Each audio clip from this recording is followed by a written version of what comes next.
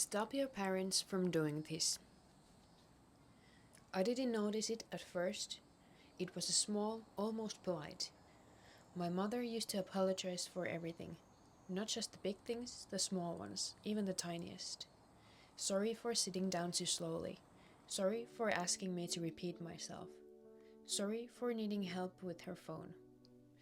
At first, I thought it was just a learned habit, the way her generation was raised, not to be in anyone's way, not to disturb, not to speak unless spoken to. But I couldn't remember her doing it when I was growing up. Rather, it started when she started growing older. Then one afternoon, it stopped feeling harmless. It was a quiet day, nothing special.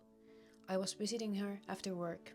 She was in the kitchen, moving carefully, like the room might break if she moved too fast. She reached for a mug on the top shelf, stood on her toes. Her balance shifted and she almost fell. I stepped forward without thinking. "I've got it," I said. She froze, then smiled. "Oh, sorry," she said. Sorry? Sorry for what? For almost falling in her own kitchen?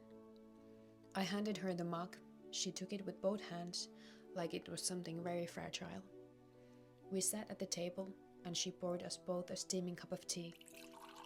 She told me about her neighbor, about the weather, nothing important, just the usual small talk. But then she paused. "I don't want to be a burden," she said. "I don't want to keep you from living your life." It made me sad to hear she felt this way. "You're not," I said. "You've done everything for me, and I'm happy to help you where I can."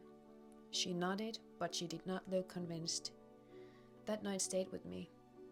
Not the almost fall, not the mock. The word. Burden. A few weeks later, I noticed it again. We were walking together, slowly. She stopped to catch her breath, placed a hand on a bench. "I'm slowing you down," she said. "You can go ahead," she said before I could say anything. I told her we weren't in a hurry, that I liked walking with her. She smiled, but I saw that she felt a bit awkward. I started seeing it everywhere after that. She apologized for needing the light on, for turning the TV up, for asking questions she already knew the answers to. She apologized for existing. One evening I found her sorting through old clothes, folding them neatly, placing them in piles. "What are these for?" I asked. "Donation," she said. There were sweaters she wore every winter, a jacket she loved. "But you still wear these," I said. She shrugged. "Someone else might need them more." That sentence landed heavier than she meant it to. She wasn't talking about clothes. She was talking about space, about taking up too much of it. I didn't say anything then. I didn't know how to. A month later, she canceled the doctor's appointment. "I didn't want to bother you," she said. That's when something in me shifted. I sat down with her in the kitchen where we had been for thousands of times. I told her that she needed to stop apologizing for everything. I told her that she deserves all the help she ever needs because she's always been there to help me when I need it, that she means the world to me and I would always be there when she needed. I told her that I will gladly slow down with her on our walks and that I love spending time with her no matter what we are doing. I hoped that she would take time for herself and think about these things, to talk nicely about herself to herself, talk deservingly. Once again she apologized for being apologetic and we had a laugh. But not long from that, I saw a change in her. She asked me to slow down and sat down on a bench. "No apologies this time. I need a breather. Come enjoy the view with me."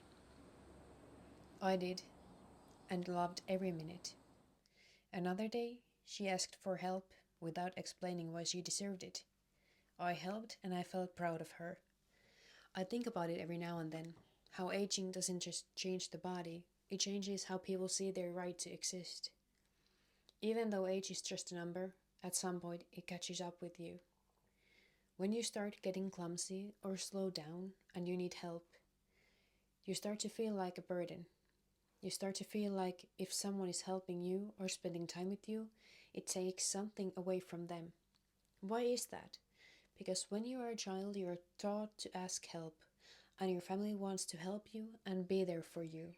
The same goes for older people as well, so why does the perspective change?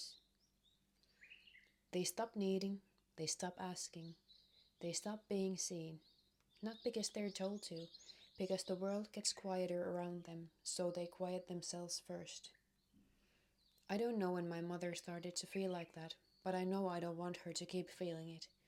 And I think that's the thing worth noticing. Not the wrinkles, not the pace, but the apologies that come too easily. The way they step aside, even when no one asked them to. That evening on the porch before I left, she said something simple. "Thank you for waiting with me," she said.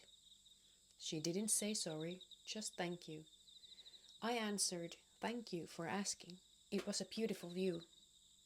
I drove home slowly that night, thinking about time, about presence, about how the most important things don't announce themselves loudly, they whisper. And if we are not careful, we miss them. Make sure your parents know you are there for them, that you cherish the time spent together, that they could never be a burden. Tell your parents,